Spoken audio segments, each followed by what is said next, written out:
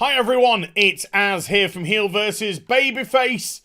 But look, this is it. This is your last chance. I should have stopped this a couple of days ago, but I forgot to flog me wares because it has no time for you. So this is it. If you go to the top link in the description box down below, my Etsy store, these are going to be available until Wednesday morning, and then they're going. They're getting removed. So this is your last chance to pick up my monetization. Ooh. My monetization and demonetization mugs, because that's YouTube today. So please go and support your friendly neighborhood YouTuber. Also, there is no Batwhammons today. In actual fact, there's still 2 more weeks without Batwhammons. You're going to have to wait until the 17th of February until you get your next episode. So, I am going to put it out there, folks. Vote by hitting the like button. If I see a lot of likes, I'll do it. I'm going to give you the opportunity. If you would like me to review the first episode of Supergirls today, hit the like button on this video. And I'll do it as a special bonus video for you. Oh, why do I do this to myself? I've had way too many stimulants today. So, the ratings are in for Doctor Who. You've seen the thumbnail. And, yes, surprise, surprise, it's not good news. However, it's often cited by Whittaker supporters that it's Capaldi's run as the Doctor which instigated the change and the move into Whittaker's Doctor, and that she has saved the show in terms of ratings. Well, guess what? I'm going to go into a deep dive today to have a look at those ratings, and guess what? They're talking out their ass.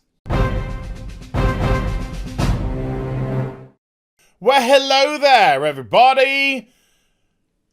They're in. Ladies.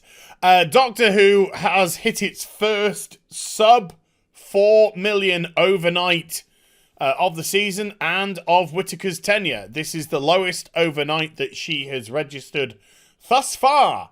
And we still wait for the consolidated numbers from last week, but I expect it's going to be around 5.3 million. That is my projection. I shall keep on refreshing this during the course of the video, just in case it updates as I'm recording this. But Whittaker, her run as the Doctor has been cited as a return to form of Doctor Who in the ratings, freshening things up, all that kind of stuff.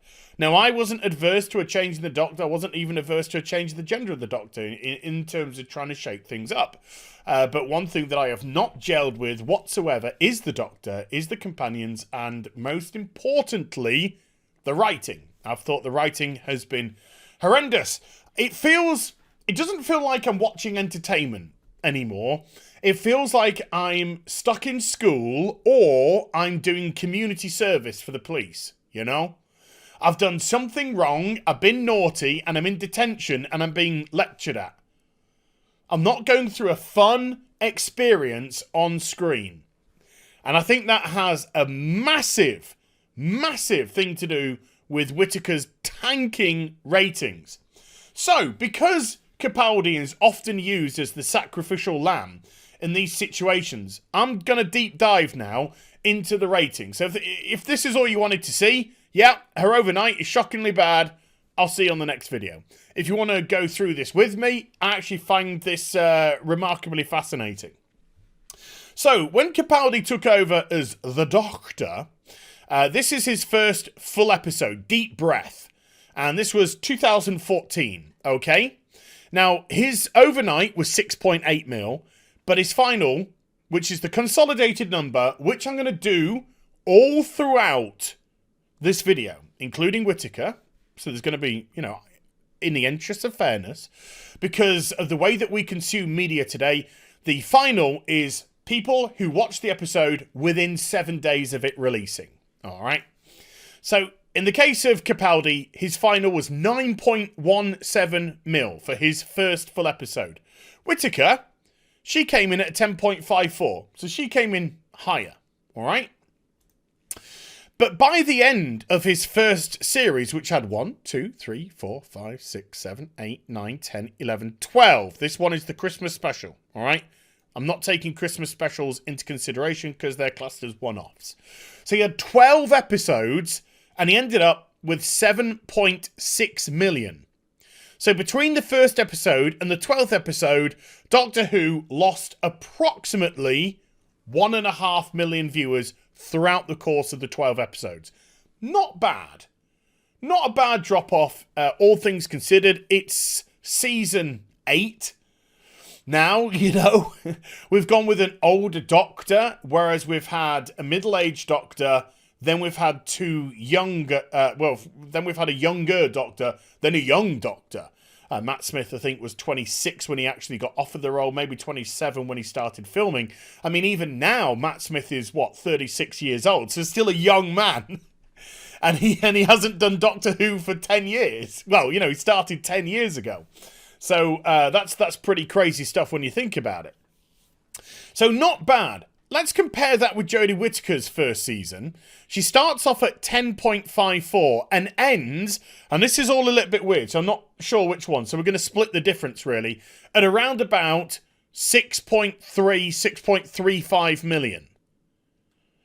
So Jodie Whittaker has lost approximately 4 million viewers from the first episode to the last of her first season, which was only 10 episodes anyway.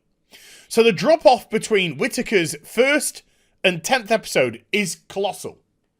In comparison, Peter Capaldi, first season, loses 1.5 million from start to end. Whittaker loses just over 4 million from start to end. Season 9 for Capaldi, which is his second season, was back-to-back with the first. So what I mean by that is he had his 2014, and then his next season came 2015, as it would. And he starts off with a 6.54. So it starts off with just over 1 million down from the final figure from the previous season. And then once again, by hell bent, he finishes on a 6.17. So between the first and the last episode of his season, Husbands of River Song is the Christmas special, he only loses 400,000 viewers. So what that is saying is he's actually got a very consistent audience. So when they tuned into season 8, very consistent. 1.5 million loss when he's starting at 9.1, 9.2 million. Season 9, much more consistent. Starts at 6.5, ends on just 6.15-ish. So very consistent. Overnights, his overnights are lower. They are lower than Whittaker's. There's no denying that. But the consolidated is much higher, which means, when you think about it, because this is a fact, which means that people didn't necessarily feel the need to watch it on the night. They might have had an alternate program that they wanted to watch more, but within that 7-day period, they wanted to make sure they watched Capaldi's Doctor Who ready for the next episode to air. So on the consolidated, he actually had a very good turnover. 2 million consolidated, 2 million consolidated, approximately 2 million consolidated, 1.7, 1.7. So he's got a pretty high number of consolidated people watching. They want to watch, they just don't have to watch immediately, but they will watch it within that period of the week.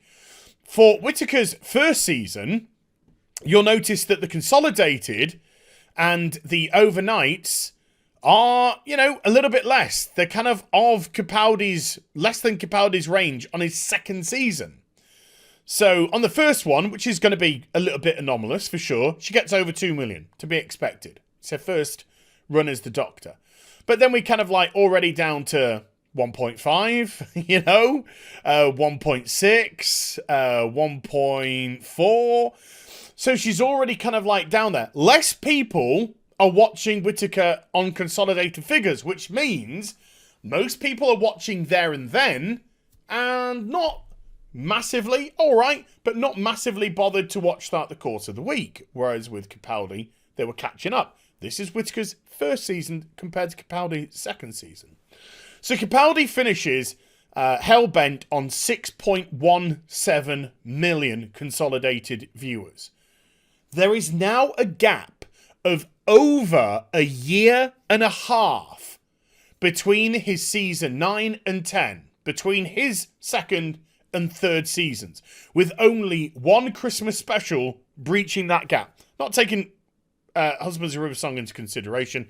He's only got one other Christmas special taken into consideration. So people have had a long wait from season 9 to season 10 for Capaldi. And what does he return with? He returns with 6.68 million on his third season. We can see them here. And then he ends with 5.29 million. So he loses between the first and the last episodes, again, approximately 1.5 million viewers. 1.5 million viewers. Once again, his overnights are low, dipping as low as 2.89 for the Eaters of Light. But once again, his consolidated numbers are much, much higher. So here, even on the Eaters of Light, he consolidates to nearly 2 million to boost that up to actually 4.73 million. Not a great rating by any stretch of the imagination. But once more, his consolidated numbers are very consistent. Here, they are approximately 2 million for the first episode on his third season after a massive gap between seasons. Next episode, again, 1.75 million. Next episode, nearly 2 million, 1.9, 1.8 million. So you can see, again, people don't necessarily want to watch there and then on the night, but they will come back for the consolidated figure. This is Whittaker's current season. Consolidated starts off the first episode at 6.7. Where did she end? She ended on 6.23, 235, around there. So she raises it up slightly, but then plummets really hard. And if you look at the consolidated, barely pulling in 1 million consolidated, barely pulling 1 million consolidated, 1.3 million for the two-parter for Spyfall. And again, we're still waiting for the consolidated figures from the previous week, which I was kind of hoping might pop. But like I said, I speculate that this is going to be 5.3 million, which again, if I am correct, would be barely over 1 million, which once more says that the vast majority of viewers are watching Whittaker there and then, and they're not watching her throughout the course of the week for the most part. They're not seeing it as a necessity to see this show before the next one airs. But this is her second season after 4 episodes, and a consolidated number is 5.07 million. Capaldi, at the same point in time, was on 6 million. So he's outperforming her by approximately 1 million viewers at the same point in time. He's doing way better. Capaldi's doctor was pulling in better figures. One of the reasons cited for the change. But he's pulling in significantly better figures. Now, with this week's episode just falling off a cliff, going below 4 million viewers for the first time for Whittaker, that will probably consolidate to, probably less than 5 million. I'm going to speculate that it's going to consolidate at around 4.8, 4.9 million. Which is not going to be good at all. And this is only one season, 4-5 episodes in. Capaldi's doctor performs better. And he had better material, and he had better stories. Now, yeah, he had some dud episodes. No denying that at all. He had some dud episodes. But what happens when you've got a dudly written episode is the personality of the characters come through. And it's the actual characters that manage to carry the show through. So with Capaldi having a lot of charisma, he put it through. I thought he had a decent relationship with Clara. Not Cara, you great oaf. Clara. I thought Billy was actually not that bad a companion. I thought she was all right. I thought there's a bit of a spark to her. Obviously, they had to Doctor Who her up because current day. But I thought there was a spark to her as well. But again, didn't quite have the material to work with. So Capaldi did pretty well with what he was given. But this is flatlining because it's not just the writing that's poor. It's coming through from the cast as well. It's coming through from the Doctor all the way through to the companions because they're not carrying the show forward. So there we go. I wanted to go deep diving into that and dispel some myths about Capaldi's numbers versus Whittaker's numbers. He is performing way better than she was at the same point in time. And you have to, you know, really sort of like get down to the end of Capaldi's run. The end of Capaldi's run on his third season as he's bowing out to get to the figures that Whittaker is at now. So there we go, folks. I hope you enjoyed the vid. If you did, do give it a thumbs up and also subscribe to the channel. Follow me on social media and Twitch for live streaming. Links are in the description box down below. And I'll be back with some more stuff very soon. Bye, mug, you bitches. You take care. Bye for now.